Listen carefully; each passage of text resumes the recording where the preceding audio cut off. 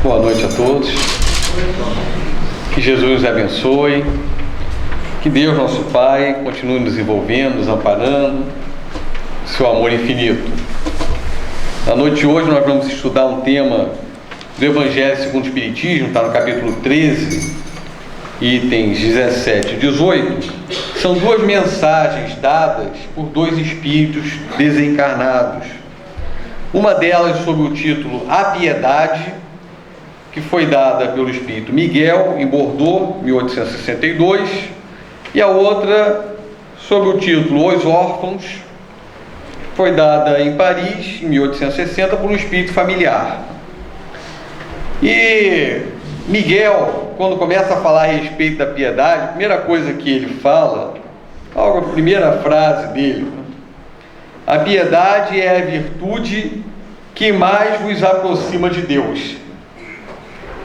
Então, só essa frase já é suficiente para nós procurarmos entender um pouco mais a respeito dessa virtude, a respeito desse sentimento, a respeito desse valor de ordem moral que nós podemos e iremos em algum momento desenvolver, mais cedo ou mais tarde. Então, ele vai dizendo o seguinte, que ela é a irmã da caridade que nos conduz a Deus. Então, a piedade é a irmã da caridade. Mas para o final do texto, ele fala que a piedade é a precursora da caridade, da qual é irmã. Então ele repete que é irmã, mas fala que a piedade é precursora da caridade. Vamos entender essa questão dela ser precursora da caridade. Existem duas palavras aqui no texto de Miguel, são duas palavras muito interessantes, que nos dão uma noção a respeito dessa ideia da piedade. Uma delas é o enternecimento. Aquele que é piedoso se enternece. E a outra palavra, se comove diante dos sofrimentos alheios. E é muito interessante, ele chega a falar aqui em um determinado ponto, quando ele fala da comoção, ele diz o seguinte: essa piedade que vos comove até o mais íntimo do vosso ser, diante do sofrimento dos vossos irmãos. Então a piedade é essa comoção, é quando nós vemos uma pessoa numa situação de sofrimento e nos comovemos com isso, nos enternecemos diante da dor alheia,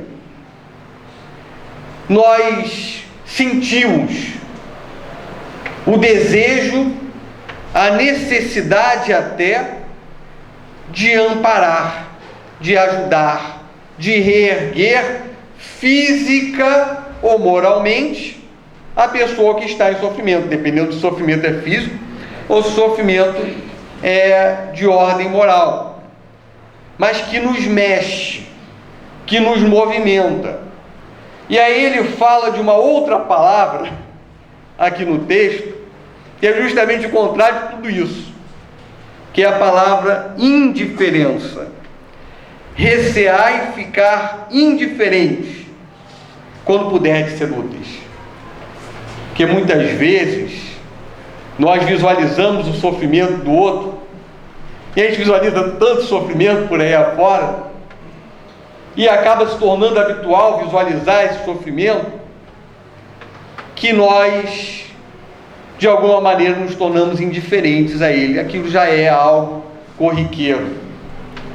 Então o que Miguel nos fala é o seguinte: é para que nós receemos, que nós tenhamos medo de nos tornar indiferentes,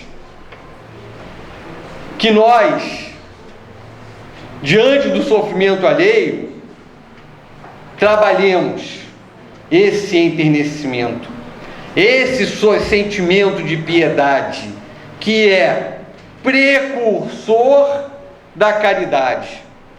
Porque quando a pessoa tem essa comoção, quando a pessoa vê o sofrimento alheio e não se faz indiferente ao sofrimento, ela vai se movimentar para amparar aquele que sofre. Isso aí é o quê? É a caridade. Caridade naquele sentido de amor em movimento, de amor em ação. Então a piedade, diz ele, é a virtude que mais nos aproxima de Deus. E que é a irmã da caridade. E Jesus é o nosso modelo maior. Ele começa a falar aqui a respeito de Jesus, da vivência de Jesus e do sentimento que Jesus se alimentava, o sentimento que ele possuía diante da dor alheia. Se a gente começar a pegar a vida de Jesus, ler lá os 4 evangelhos, nós vamos ver que ele constantemente estava se movimentando para amparar alguém que estava em sofrimento, de ordem física, curando as doenças. Aquele que não tinha visão, era privado da visão, ele ia e curava. Aquele que estava paralítico, que o procurava, ele se enternecia, ele se comovia e estendia as suas mãos, e aí dizia, emitindo aquele jato fluídico, aquela força magnética que Jesus, pela sua superioridade moral, possuía e possui: levanta-te e anda. E aí o companheiro lá paralítico levantava e andava, para o escândalo lá dos fariseus. E mais do que isso, Jesus curava as chagas morais, como cura até hoje. A gente está falando do aspecto histórico, que nos fala lá no Novo Testamento, o que ele fez quando estava aqui. Mas ele ainda, espiritualmente, na qualidade de governador do nosso planeta, nos cura de muitas chagas. Vinde a mim, disse Jesus, todos vós que sofreis e estáis aflitos, que eu vos aliviarei. Tomai sobre vós o meu jugo e aprendei comigo, que sou manso e humilde de coração, e obtereis repouso para as vossas almas, porque suave é o meu jugo e leve é o meu fardo. Então todo aquele que está sofrendo, todo aquele que está passando por uma situação de dor, vai encontrar em Jesus, hoje em dia, um sentimento de piedade, um enternecimento, uma comoção precursora da caridade, que faz com que ele, esse exemplo maior de todos nós, se movimente e nos ampare diante da nossa dor. André Luiz, pela psicografia de Chico Xavier, diz que não existe prece que seja feita do coração que não tenha uma resposta. Quantas vezes nós procuramos Jesus em prece e Ele vem e nos socorre e nos manda mentores amigos, Eurípides, Chico, Bezerra de Menezes, ou outros que não têm nomes conhecidos para nós, mas trabalhadores e benfeitores, espíritos do bem, para nos reerguer, nos amparar diante de uma situação que nós solicitamos, que nós demandamos, e muitas vezes, às vezes sem demandar, já vem e nos ajuda. é que às vezes não nos ajuda exatamente como a gente pede. Às vezes a gente pede numa direção que não vai verdadeiramente nos ajudar sob a ótica dos espíritos eternos que nós somos, espíritos imortais que nós somos. Pode nos ajudar ali de uma forma mais imediata, mas Jesus, os espíritos bons, essa espiritualidade superior vê mais além. Não veem esses espíritos apenas uma situação imediata de dor que nós estamos passando, mas nos veem como espíritos imortais e por isso dão a resposta às nossas súplicas. Mas às vezes a resposta não é exatamente aquilo que a gente pede, mas a resposta sempre vem. Então Jesus, como esse exemplo maior, nós encontramos, por exemplo, Jesus curando chagas morais em várias situações lá do Novo Testamento. Quando foi lá a companheira de Magdala, numa determinada noite, saindo da cidade de Magdala, pegando uma barca para chegar a Cafarnaum, ambas cidades da Galileia, e procurar o Mestre Jesus, que estava na casa de Simão naquela noite. E ela o procurou. Quem nos narra isso com uma beleza, com uma riqueza muito grande, numa obra monumental da doutrina espírita, é irmão X, pela psicografia do Chico. A Rita já falou, a Soninha também já falou qual é a obra, Boa Nova, e narra exatamente isso, dela chegando, Maria Madalena, Maria de Magdala, chegando à casa de Simão à noite e de repente ser recebida ali por Jesus. O que ela tinha naquele momento ali? Ela tinha uma doença física, ela tinha enfermidade material. Na verdade, a dor que ela possuía, o sofrimento que ela possuía, era um sofrimento puramente moral. E Jesus foi recebê-lo e a recebeu. E ela dizia: mas eu sou uma meretriz e a lei de Moisés manda que as meretrizes sejam lapidadas até a morte. E aí Jesus, abstraindo de tudo isso, tomado de compaixão, a recebeu e disse: Maria, ama os teus filhos. Mas que desventurada que eu sou, disse ela, eu não tenho filhos. Ama os filhos que não têm mães, ama as mães que não têm filhos. Vai, Maria, e ama, e ser fiel, e um dia você receberá o galardão da paz. E ela então foi fiel desde aquele dia, por completo, curada espiritualmente por Jesus. Até que ela, depois que Jesus retornou à pátria espiritual, ela viu um grupo de companheiros que estavam com a hanseníase, que era uma doença extremamente estigmatizada naquela época, e esses companheiros estavam indo justamente em busca de Jesus e perguntaram para ela onde estava Jesus, que eles queriam ser curados pelo Mestre. E ela então disse: ele foi crucificado.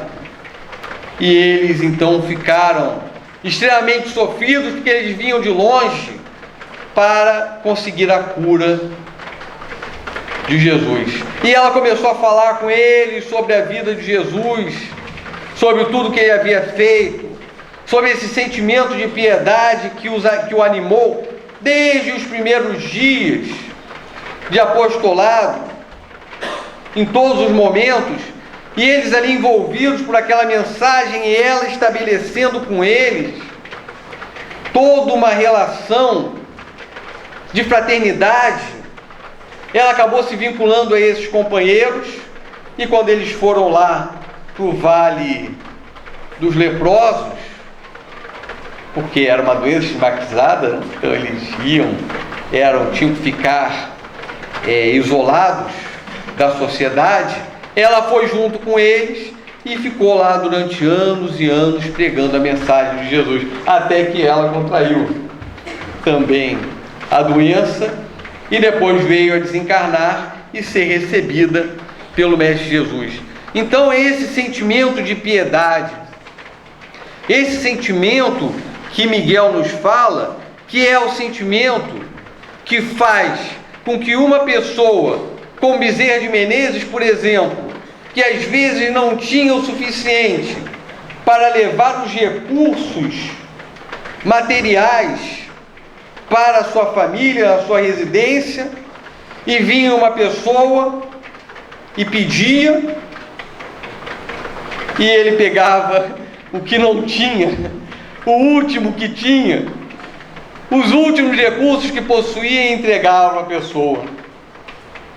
Porque ao mesmo tempo um sentimento de piedade muito grande, mas um sentimento de confiança em Deus, de fé muito grande, porque sabia que com aquela atitude ele certamente seria atendido na sua necessidade material, na necessidade material dos seus familiares, de alguma forma, e de repente chegava em casa e recursos, nós diríamos do nada, apareciam, e ele então conseguia atender a essas necessidades que a vida impõe. Então é esse sentimento que é o sentimento que Miguel nos fala, é a virtude que mais nos aproxima de Deus. Essa virtude. A virtude que é contrária à indiferença. Então, a mensagem dele: cuidado com a indiferença. Cuidado quando nós vemos alguém numa situação de sofrimento e banalizamos essa situação. Cuidado quando nós vemos alguém numa situação de dor e achamos que aquilo é normal. Ou como muitas vezes a gente ouve falar de certas doutrinas, né? Diz, é o karma dele. É o karma. Afinal de contas, se ele está sofrendo assim, dizem algumas concepções, é porque ele fez o mal.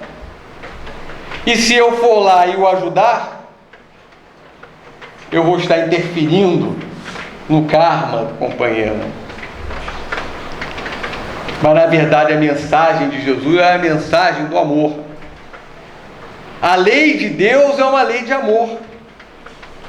A lei de Deus é uma lei que nos põe exatamente diante de uma situação em que alguém está em sofrimento, para que nós nos movimentemos de alguma forma e desenvolvamos o sentimento de fraternidade em relação ao nosso próximo e o reergamos diante de uma situação de sofrimento.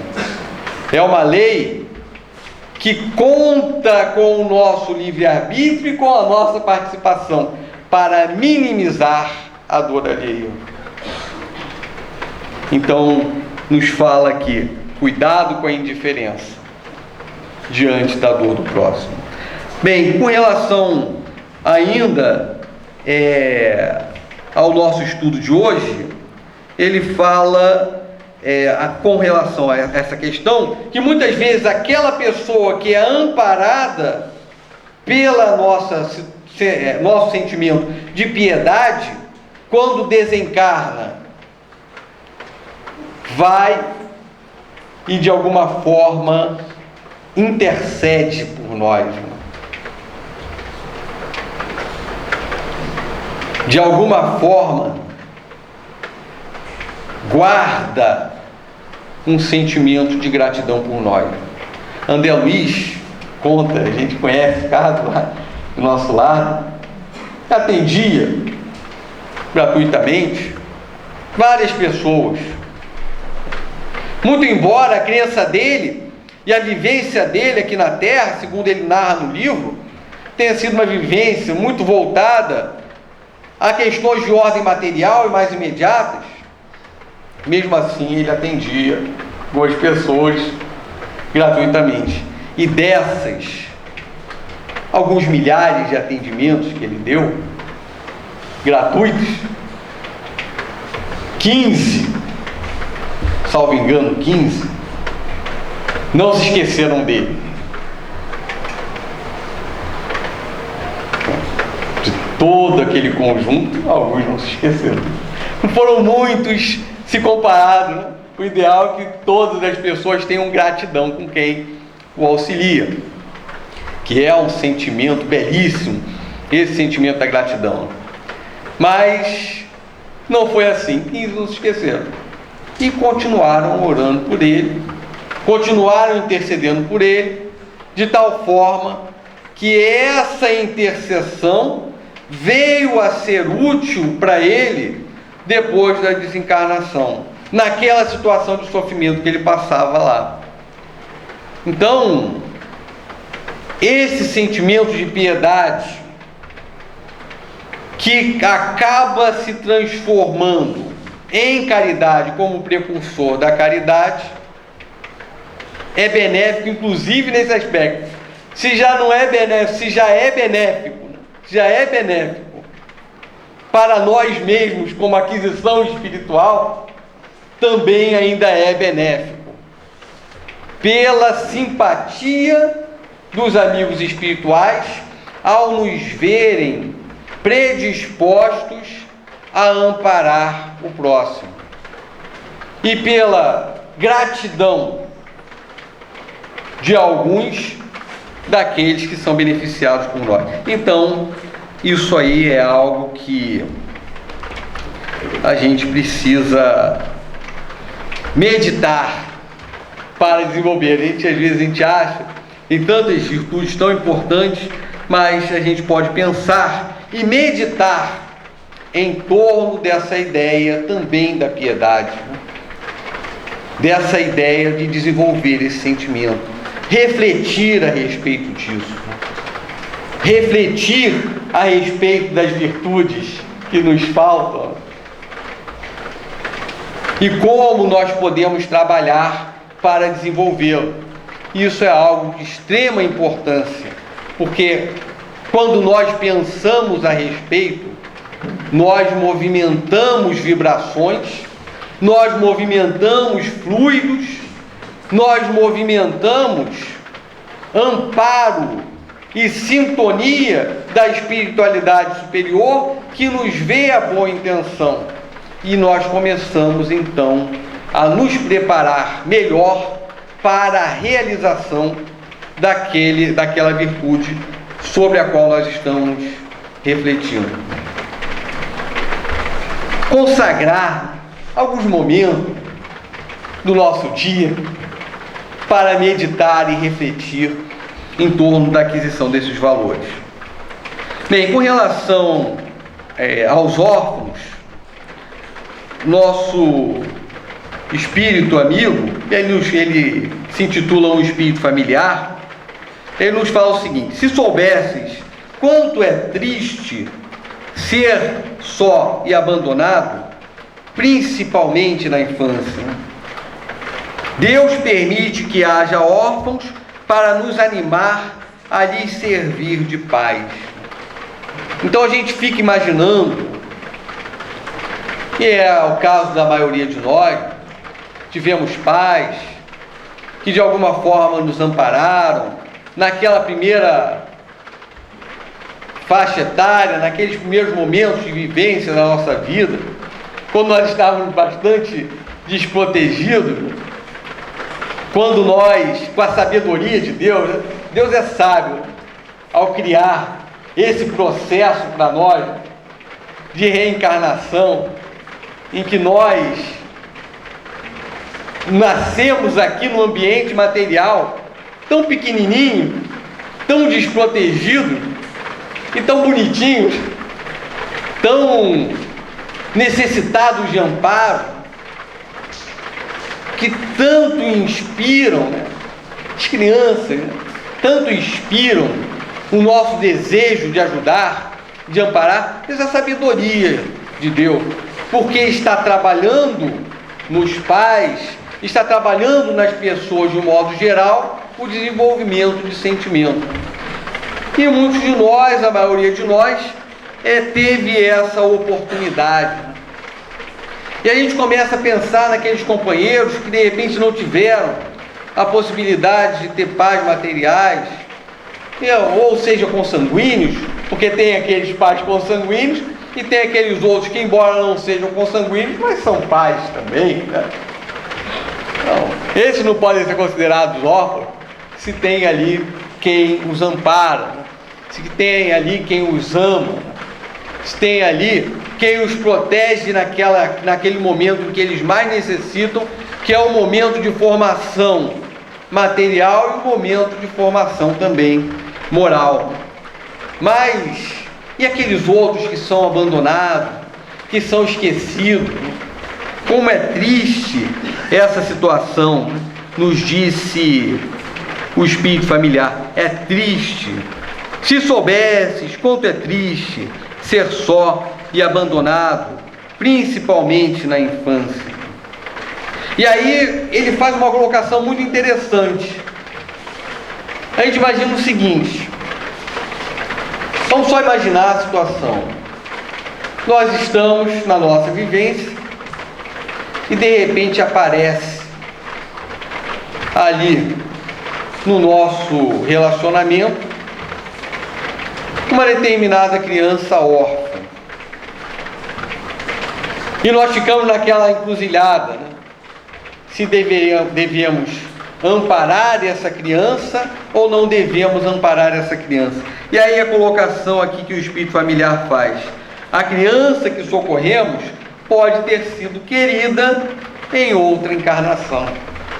Muitas vezes pode ter sido alguém que nós amamos, alguém com quem nós nos relacionamos, alguém que foi colocado ali no nosso caminho e não foi por acaso.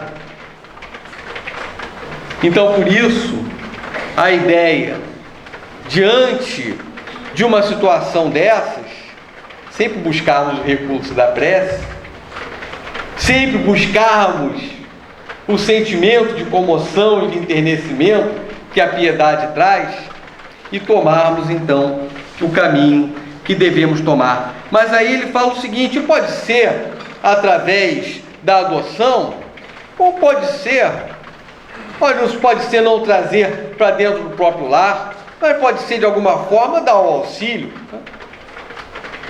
A pessoa lá, a criança, de alguma forma está numa situação de dificuldade, mas está numa instituição, por exemplo, e se pode adotar uma criança que está numa instituição e dar recursos materiais, e dar carinho, e dar sentimento, e dar amor, como se pode fazer com relação a ela, adotar no sentido figurado. Então ele diz assim: não se trata de dar àquela pessoa uma esmola que muitas vezes queima a mão de quem a recebe, ou a pessoa se colocar numa posição superior: eu estou ajudando, eu estou, e depois fazer questão de que a pessoa saiba que eu estou ali numa posição de superioridade ou ajudando, né? E cobrar isso, né? Cobrar isso. Você não se esqueça, né, que eu sou a pessoa que estou te ajudando. Ou então, depois de um tempo, chegar e dizer assim: lembra que eu sempre te ajudei quando você precisou, e ficar, né, trazendo aquilo e repetindo aquilo infinitamente. Então fala isso: dar com delicadeza é a expressão que o espírito familiar diz. E fala assim: mais precioso de todos os benefícios que nós podemos dar, né, a essas pessoas que muitas vezes passam por essa situação de carência afetiva, uma boa palavra, um carinho, um sorriso amigo. E aí então a gente começa a lembrar de um caso narrado no livro Céu e Inferno, de um companheiro chamado Zimmel Slisgow, alguma coisa assim o nome do companheiro. Zimmel é um dos nomes mais difíceis lá do Céu e Inferno. Zimmel Slisgow, ou algo parecido com isso. Está no capítulo de expiações terrestres, mas no final do livro narra a história desse companheiro. Ele, numa encarnação anterior, ele havia sido uma pessoa, um tirano, havia sido um soberano e uma pessoa muito tirana, e que para conseguir poder ele não media qualquer esforço ou tinha qualquer escrúpulo. Ele simplesmente buscava o poder sob qualquer pretexto, pouco importava se de alguma forma ele estava levando uma pessoa ao sofrimento, alguém ao sofrimento. E aí ele criou a criatividade, né, que ele teve, uma esmola, um imposto sobre a esmola. Imposto sobre a esmola. Então, se alguém dava uma esmola, ele cobrava imposto por causa disso. E com isso ele se enriquecia e mantinha lá a situação das pessoas numa condição de sofrimento. Então, quando ele desencarnou, esse soberano, deram uma festa, porque era um tirano que estava indo embora, companheiro que realmente demonstrava valores morais ainda muito pequenos. Ele ficou na espiritualidade mais ou menos desencarnado, como espírito errante, alguma coisa em torno de 3 séculos e meio, 350 anos. Longo tempo, sofrendo, situação de dor, e depois começou a pensar e repensar a respeito das atitudes que ele havia feito e começou a se preparar para uma encarnação seguinte. Aí na encarnação seguinte, ele nasceu numa situação sem recurso algum, tornou-se órfão, mas já estava, depois de tanto tempo, meditando em torno das dificuldades espirituais que ele teve na encarnação anterior, ele já estava com um sentimento um pouco mais trabalhado. E aí então ele conseguiu trabalhar, ele, embora tenha sofrido bastante em função da família que o havia acolhido, que não o recebeu como filho, ele trabalhava bastante e mendigava. Então ele trabalhava durante o dia buscando recursos.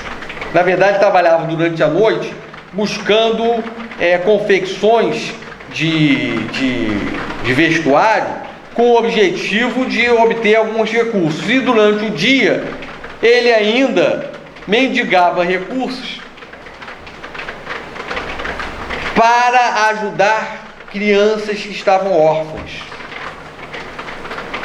E aí ele dizia: lembrai-vos dos pobres, das viúvas e dos órfãos. E ele passou décadas da sua existência amparando uma quantidade enorme de órfãos, levando-os para a escola, dando vestuário, dando alimentos, ajudando, apesar de ele não ter recurso praticamente nenhum, atirado na rua e mendigando recursos que ele não utilizava em nada para si. Era tudo realmente para ajudar aqueles necessitados. E quando ele veio a desencarnar, deram uma festa. Só que aí já era uma outra festa de felicidade por aquele espírito ter conseguido se redimir diante dos males que ele havia feito. De lembrança positiva de alguém que fez tanto bem durante a sua existência. Então aí a gente vê até a misericórdia de Deus dando oportunidade para as pessoas. De repente um companheiro, um espírito, que se tivesse só uma única vida, o que teria acontecido com ele naquela vida lá que ele foi tirando? Se tivesse só uma única existência, né? Para onde ele iria? E a misericórdia de Deus permite que ele venha ressarcir os males que ele cometeu, e aí numa existência seguinte ele dar passos para a conquista da felicidade. Então ele não vai ficar numa situação de sofrimento, como muitas vezes a gente ouve em certas crenças. Então ele aqui fala, no livro fala que ele ficou mendigando por mais de 30 anos para auxiliar aqueles que amavam. Então é com relação aos órfãos, né? Aí a gente até vê também a situação hoje em dia, já pensando em outro tipo de orfandade, né? Não apenas a falta dos pais, mas a falta moral dos pais. Às vezes pode ter até a presença, morar com os pais e tudo, mas a orfandade de valores morais, como nós vemos hoje em dia, como nós vemos a situação das crianças precisando ser conduzidas a escolas de evangelização, a noções a respeito do bem, ao desenvolvimento de virtudes, ao recebimento de limites. É muito engraçado, outro dia eu entrei no elevador e vi uma pessoa conhecida com a criança. Foi hoje o dia. Ele não está aqui, nem a criança.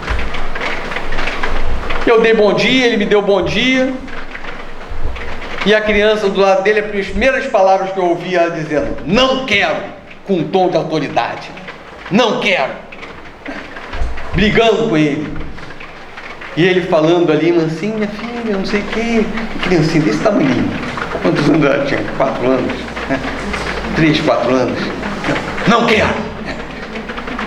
E ele ali todo doce, ela autoritário, mandando, governando, sem ele perceber que aquela atitude, às vezes toda doce que ele está tendo ali, de obedecer os ditames da criança, só vai prejudicar a própria criança, vai prejudicar a própria filha. Como há necessidade de se levar limites, né? A pessoa fica pensando assim: se eu disser não pro meu filho, ele vai me odiar. Não posso dizer não. Se eu disser não, eu não vou estar amando. Não é dizer não toda hora também, mas ter os momentos certos de dizer não. Se está fazendo alguma coisa que não deve fazer, não deve fazer. Chama, olha nos olhos, explica, diz por quê, mas diz que não deve fazer. E muitas vezes o que a gente vê, que isso, está tudo certo, solta o palavrão, ih, que bonito, bonito. E falta isso, às vezes, demonstrar o amor desta outra forma também.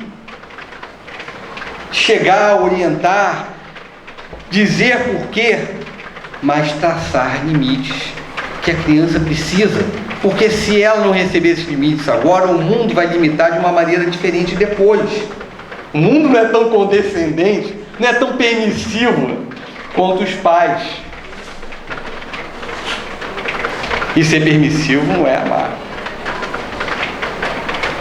E depois o filho, quando cresce, quando recebe os limites certos, vai dar toda a razão para o pai, vai amar mais ainda.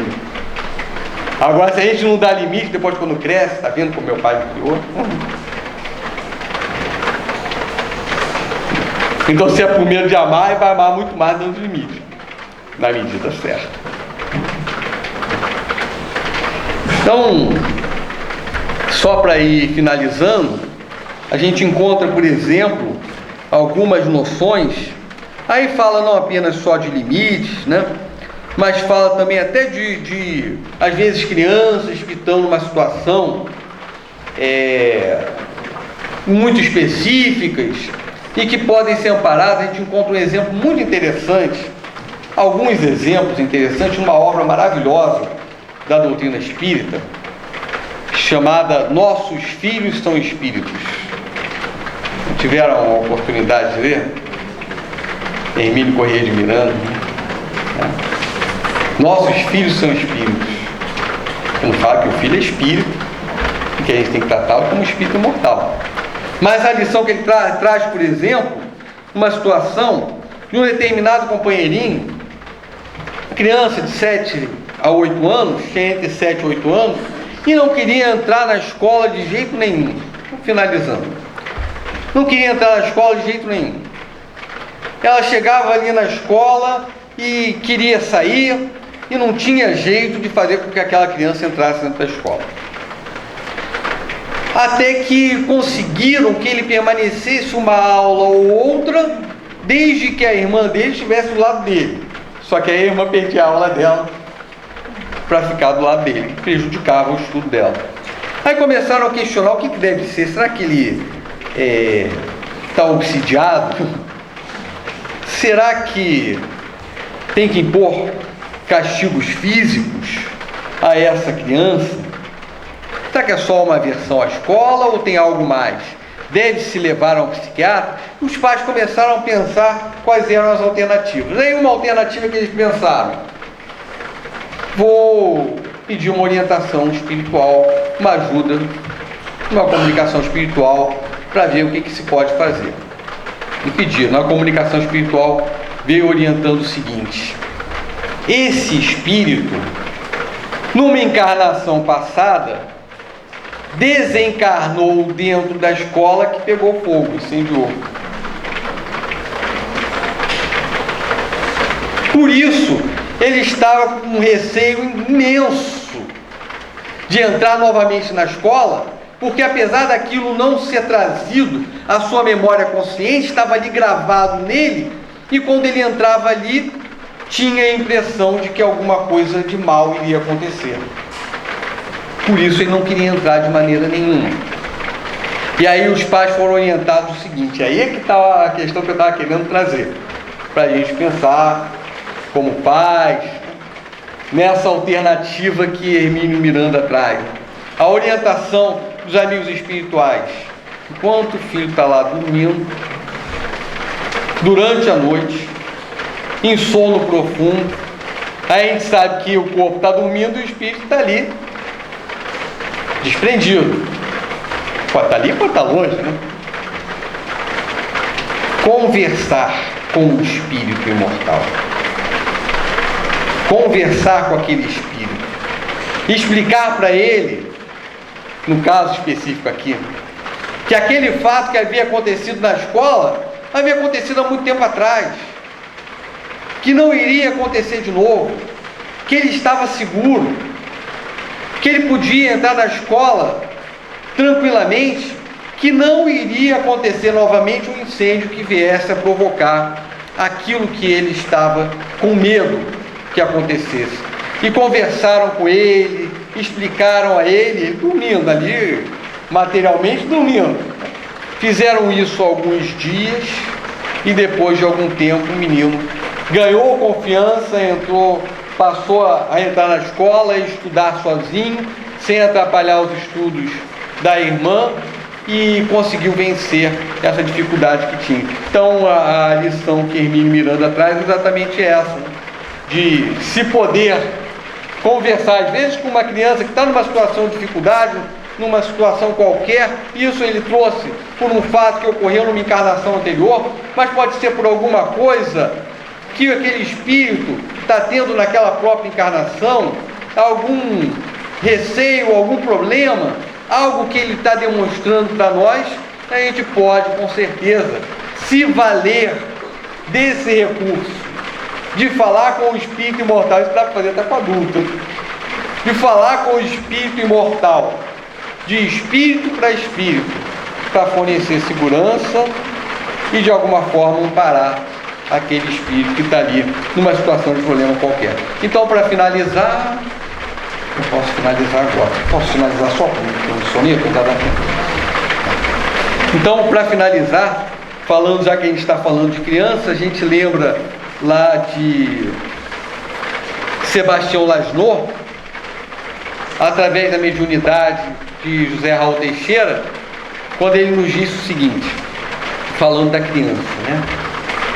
Cada criança é vida que se expressa em nossa vida em busca de carinho, de condução ao longo do caminho, seguindo a Deus, qual formosa promessa. Traz do passado inclinação avessa, conduz tormenta na alma ou leva espinho. Como pode ser doce um ser mansinho, a fazer-se no mundo ornada peça? Ponte a atender a criança carente, de amor, de atenção, fagueira semente, e espalha mais progresso pela terra. Conduz assim essa gente miúda, aprimora-te, serve mais e estuda, acordando o Cristo que essa alma encerra. Que possamos acordar o Cristo que encerra cada alma de cada criança e também acordar o Cristo que está dentro de todos nós. Muita paz a todos.